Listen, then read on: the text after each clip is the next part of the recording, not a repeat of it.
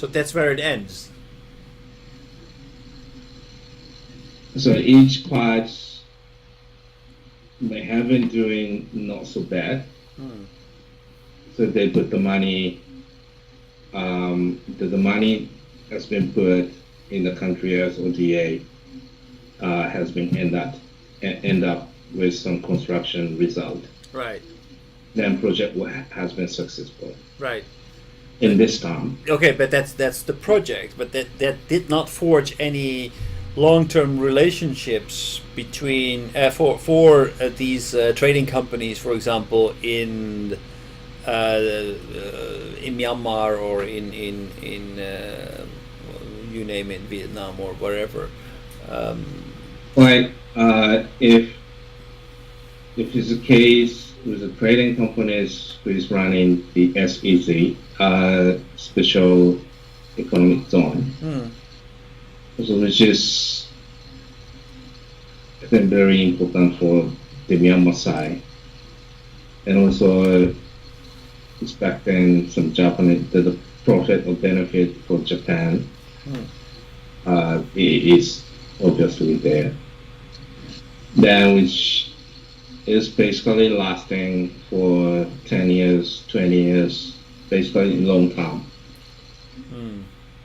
So this was done even from some years ago, and not only Myanmar but also other countries. We doing similar approaches. Then sometimes it's supported by that relationship in diplomatic outlet, which have been also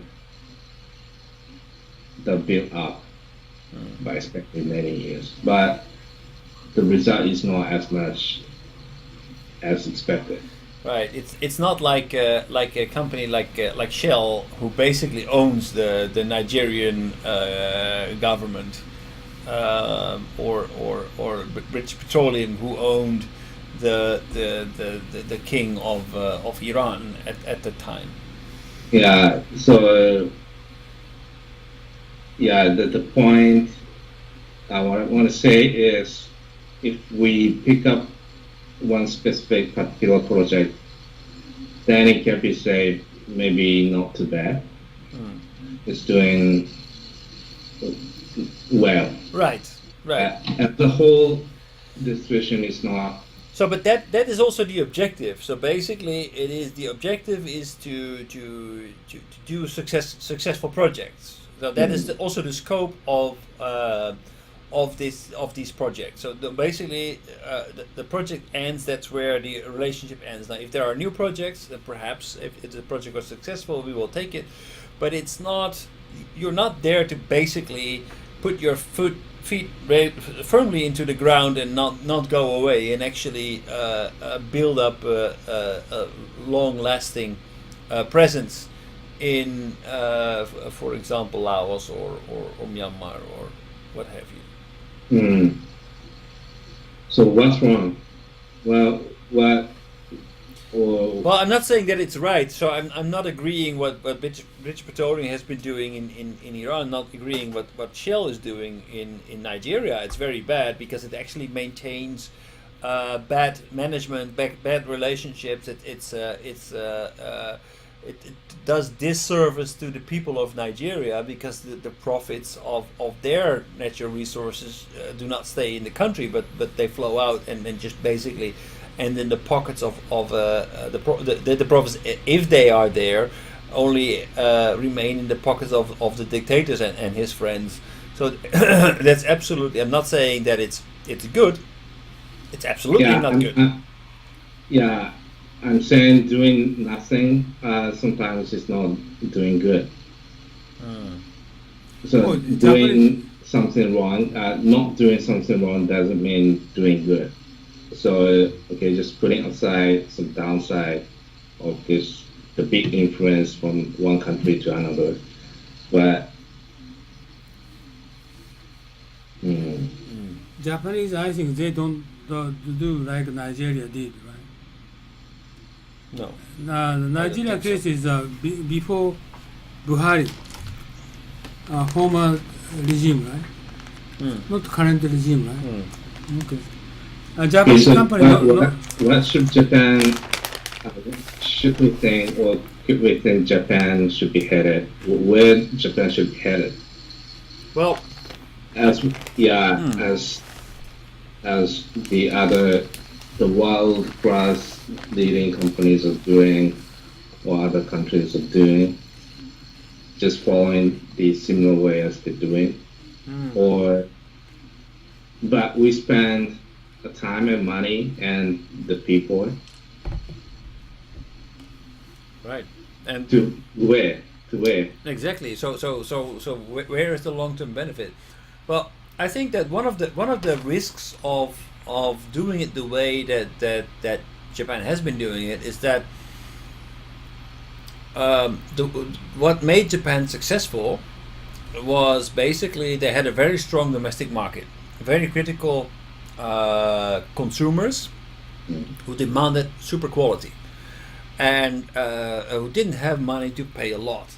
So that was an ideal combination for Japanese industry to actually churn out high quality products at a very reasonable price. This was in the time when mass marketing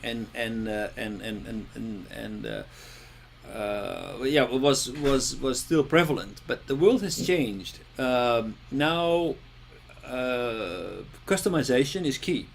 You need to cater directly for a very fine segment, and you cannot use the approach one size fits all. So the risk that I see for Japan is that they do not have a strong presence anywhere. Not in Myanmar. Even though they do projects, they do not have a strong commitment, a strong presence. They do not very actively interact with these people. That means that they don't understand them, and if you don't understand them, you cannot get them as a customer, because you cannot tailor to their demands, because you don't know their demands, because you do not engage with them. So I am worried that what made Japan strong no longer works. So you need to be there. You need to have strong presence. You need to understand the people you're dealing with, the people you want to sell to. If you don't, the thing is already lost.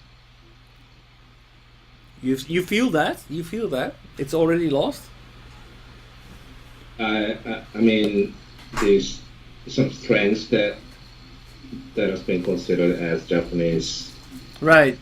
Point. It's been already lost. Right. Yes. Right. So I can feel the people around here doesn't say we don't like Japan. So rather, they will say they like, but just like. Right. Well, I mean, if that was the purpose, to spend a lot of effort, so that the people are always saying Japanese is good country, Japanese are good people. Right. Well, I'm saying that you're underutilizing all your efforts, and you're not getting enough in return for the money that you're spending. And I think the problem also starts with the fact that short-term objectives when it comes to starting these projects. So basically the projects start with the objective to, okay, we're going to spend that money, but we don't want to give away everything to foreign partners. So very often it's focused on keeping Japanese companies on board and cost and try to keep as much money within your own economic system, which does not create opportunities for collaboration.